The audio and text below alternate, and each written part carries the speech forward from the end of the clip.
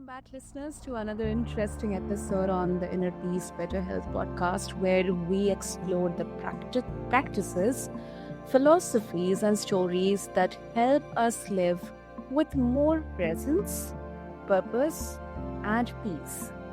Now, listeners, today we are diving into an ancient wellspring of wisdom that has traveled across centuries and cultures, the Tao Te Ching. Now, this revered text, often second only to the Bible in global influence, offers surprisingly modern guidance on how to live with integrity, humility, and ease. And listeners, my guest is a retired mathematics professor whose 35-year academic career blossomed into a deep spiritual journey. Over decades, he became a passionate lay reader of the Tao Te Ching, and recently he authored the Parallel Tao Te Ching, a comparison of English translations, which is a fascinating exploration of how language shapes our understanding. And his approach to this ancient text is deeply personal, grounded in curiosity, and also it is connected to the mental and physical well being. So, whether you are familiar with the Tao or not, just like me, or you're just curious, again, just like me, this conversation promises insight, reflection, and gentle wisdom for your own path. So, listeners, meet our guest, Larry Campbell. Larry, welcome to the show. And I'm really, really so much honored to have you with us. So, dear. Thank you, Sana. I'm glad to be with you, and I appreciate that introduction. You said some really good things about the Tao Te Ching that I suspect we'll get into. So, Okay, great. Great. Thank you so much, Larry, for your kind words. And I mean, 3 decades in the field of mathematics. Mathematics, I'll be very honest, this was a subject I was okay in my childhood, and I still have so much respect for mathematics. And I'm really, really, that's why I'm so excited to explore with you. And it is an area of precision and structure. So, first of all, how did you first connect with the fluid, often like paradoxical wisdom of the Tao Te Ching? yes, that's such a long and interesting story. As you mentioned, I was a mathematics professor for 35 years, and I'm now retired. So I didn't get a chance to experience it directly, or at least through my career. But I had my wife and I both took various meditation classes and have studied a variety of metaphysical books. And one of our spiritual mentors who would teach classes on meditation and so on, he kept dropping in little nuggets of wisdom, and I discovered that they were most of them were from this book called the Tao Te Ching, and so I got interested in it and started exploring it. And the more I got into it, the more interesting it became to me. You had already mentioned it's a book that's very well old to us. It's 500 years before Christ and the Bible. So there's just so much wisdom there, and you described it well. It's a book of wisdom for living with uh, integrity daily and so on. It's a short book. It's only got 81 verses or poems, people call them, or chapters sometimes, but it talks about how to live in the world with goodness and integrity. The trouble with talking Tao, the term Tao, Tao, and it's pronounced Tao, it actually means way. So it talks about the way of things. It's not one of the things that's hard to get at first is that the book is not connected to a religion. It's not an Eastern religion. It's not a book of scriptures. It's just a book of wisdom, as I say. It's hard for us Westerners to get used to it because it talks in these verses. It's poetic. It's often paradoxical. It often points to things instead of saying them directly, like many of us Westerners prefer. So, and it's written in Chinese, and Chinese itself is a fascinating language. I certainly don't know it, but it's fascinating because it's a language of symbols. So the symbols point to meaning, and they can be interpreted differently by so many different people. So I'm starting to get into three or four things at once. So I'll get back. You get me back on track. So I got interested in the Tao Te Ching, and I started reading it. It didn't speak to me much at first, and then I decided to start to do it again. And for years now, I have read. For every quarter, I start again. There's 81 chapters or verses or poems. So it takes a little bit less than 3 months to read one per day. And that really began to speak to me. One of the fascinating things about it is that it seems to say something different each time. And it kind of speaks to you directly. So that's a little bit of background. I've got several other things I could go into, but I feel like I'm talking away here. So if you want to direct another question, I'll be glad to pick it up wherever you wish. I have so many questions from what you said. First of all, I guess what I can deduce is, as you mentioned that the Chinese language, it's a different. It's a bit complex, but it's beautiful. But it's full of symbols. And do you feel that those symbols kind of attracted your attention? Because somehow, even in mathematics, we kind of use symbols and variables and all of those. I'm just Oh, guessing. well, no, that's an extremely interesting question, and I never thought about that before.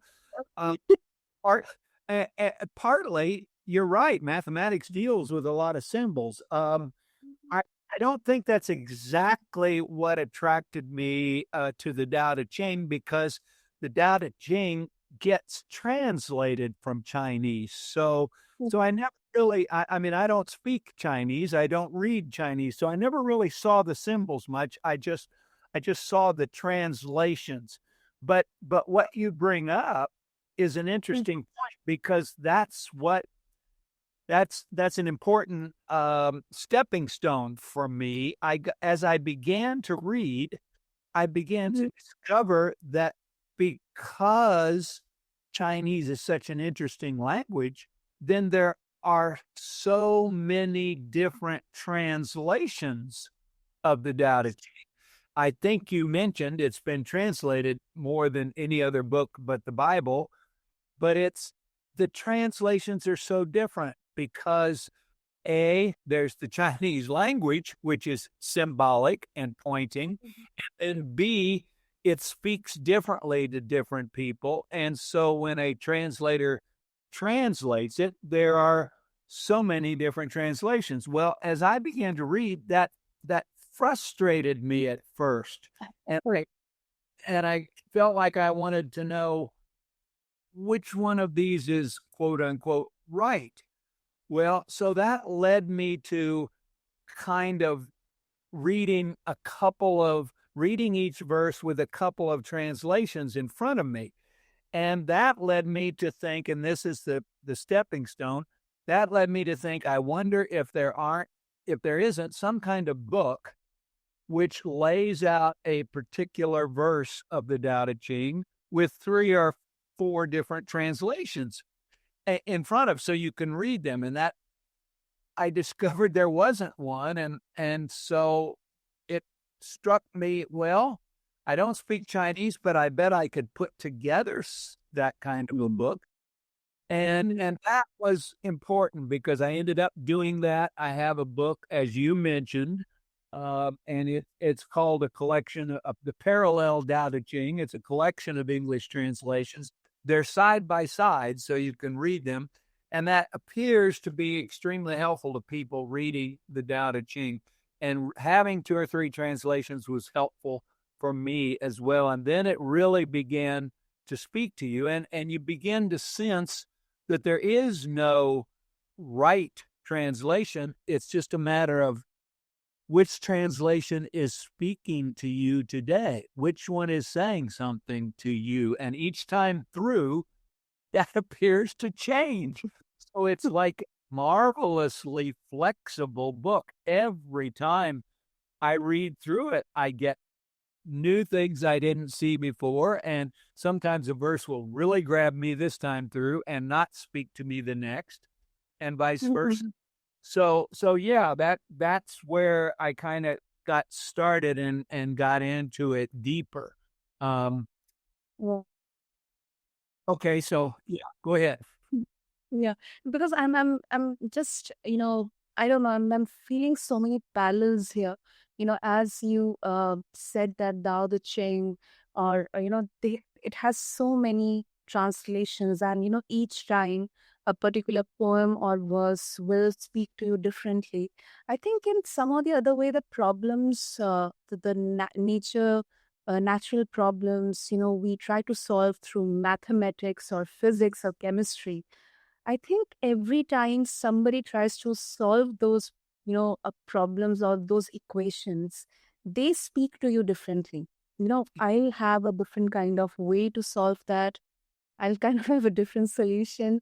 Some other person will get a different process to solve that equation. So it's like different translations, and that will speak to you in a different way. I'm just trying to get a parallel between both of these. No, that's a good way of saying it, and what that does is speak to exactly what happens. I mean, what I began. I mean, this was interesting for me because I was a math professor, so I was, as you just said, I was so used to using those tools to solve problems and thinking that the answer came from those tools. What I began to discover with the Tao Te Ching, and what the Tao Te Ching says over and over, is that the answers, the ultimate answers to a lot of spiritual things that you are seeking, are already within you. And you just need to quiet the mind and hear them. And I'm discovering that's more and more true, and it's just fascinating. It was a particularly fascinating experience for me, as I said, because I'm so used to being kind of in my head, so to speak, with mathematics, and the Tao Te Ching speaks to you in a way that allows you to let go of that and hear your heart, if that makes sense, instead of Mhm. with head. And that's been a fascinating retirement journey for me after 35 years or more of teaching mathematics. I still love mathematics, but the deep spiritual questions now, um, I'm learning to lighten up and not trust my head so much and begin to listen with my heart. Our spiritual mentor one time, or often, would say, the mind is a marvelous servant, but it's a horrible master. It it Mm. you it can help you manifest things. It's a great servant, but it has all kinds of its own ideas and conditioning that kind of block us from hearing with the heart. Does that make sense? Oh, that's a really brilliant point. Brilliant point, Larry. So mind can be a great servant, but it's a horrible master. Wow. Yes. Ah, Wow. Okay. Okay. I'm gonna take this away with me personally. Because it has such, again, it can have so many interpretations with different people, but to me, it is so evident that sometimes we give too much of our power to our mind, and it can naturally manifest good things as well as the worst yeah. possible things as well. Yes, yes. It can do that. It's an amazing organ. it of the things it can do, but it's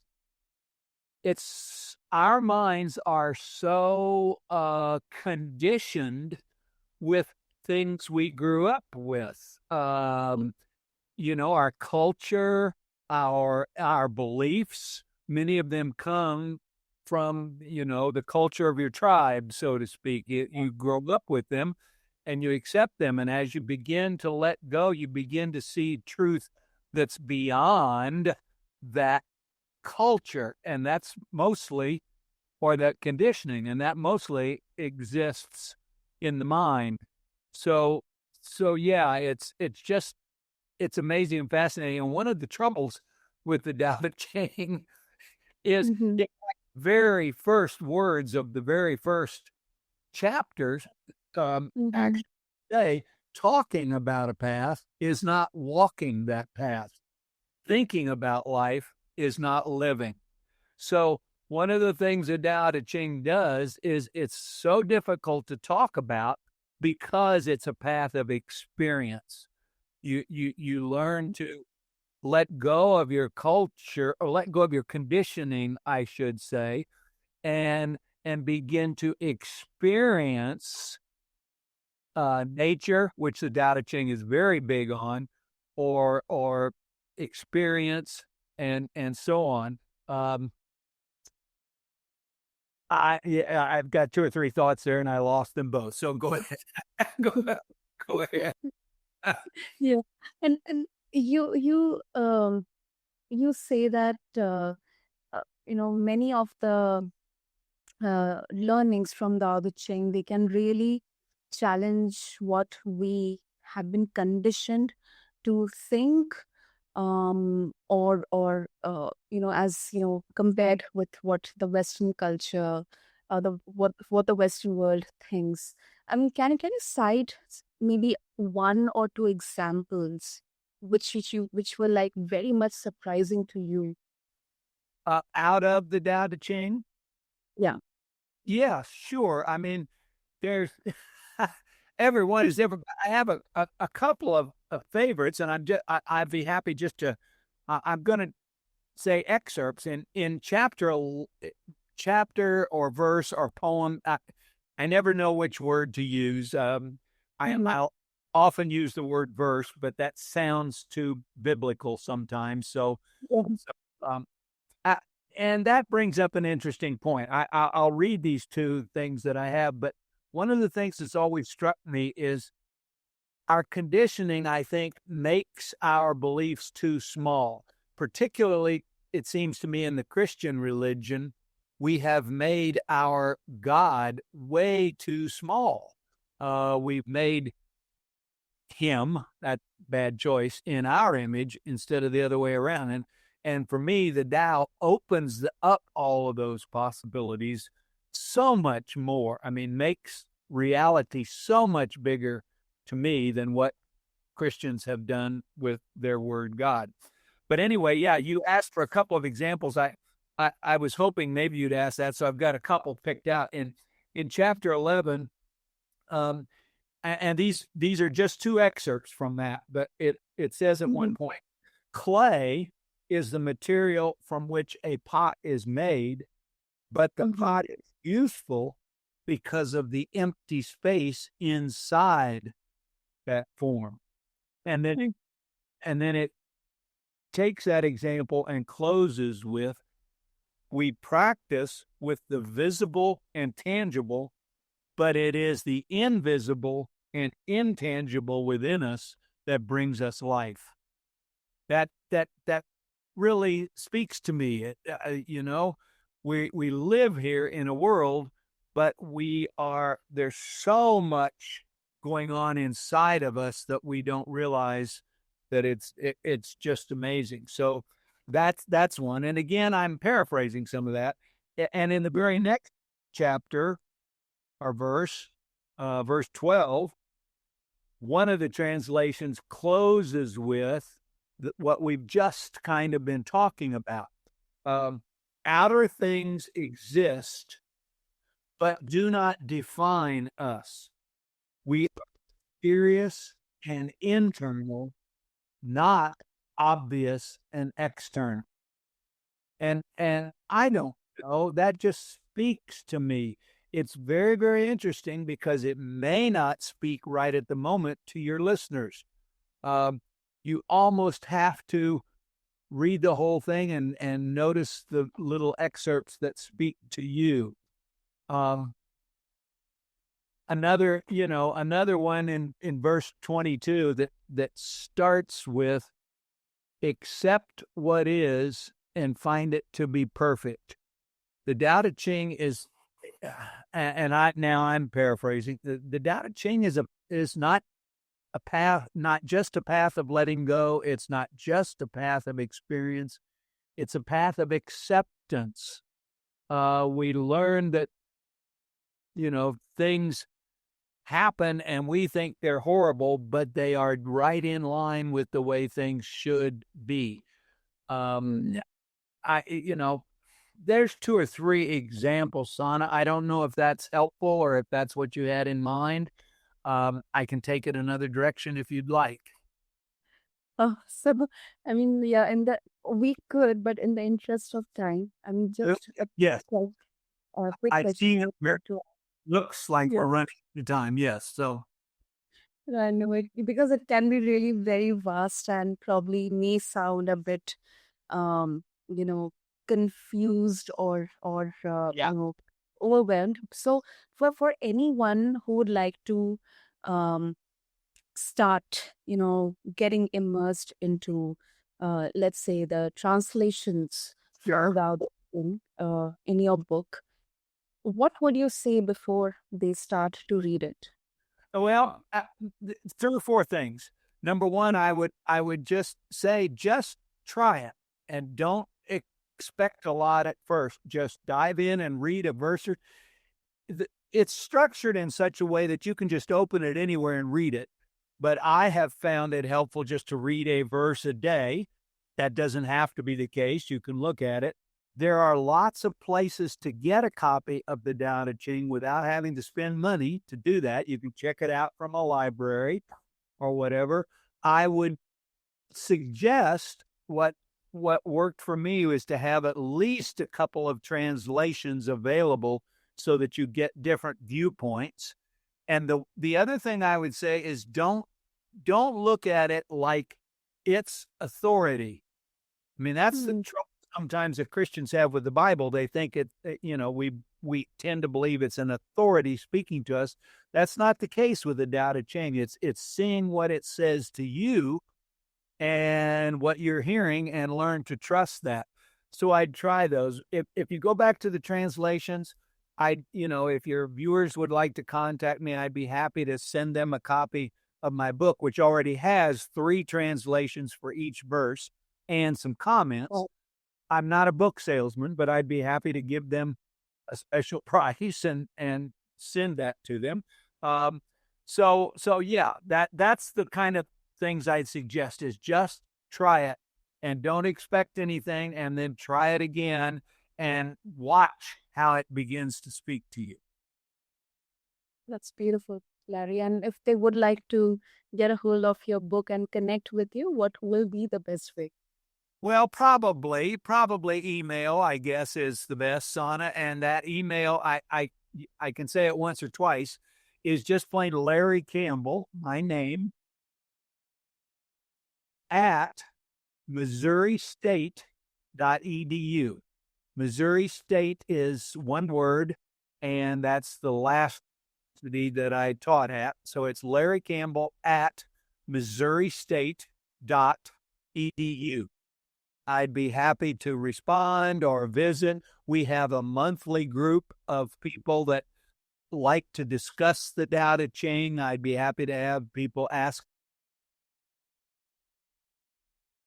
Brilliant. I'll make sure to have all the links in the show notes. And Larry, thank you. Thank you so much for bringing the Tao to life in such a thoughtful, human way. And I absolutely admire your passion, scholarship, and heart-centered reflection. I guess it has definitely added so much beauty to today's conversation. So thank you so much. Oh, okay. All right. I lost you there for a minute. Okay, thank you, Sana. I, it was fun. I enjoyed it. And to all the listeners, may you carry some of this spaciousness and simplicity into your day. And if today's episode resonated with you, don't forget to subscribe, share, and leave a review. And also get a hold of Larry's book. You can just refer to the show notes to get access to his email ID. And until next time, stay grounded, stay curious.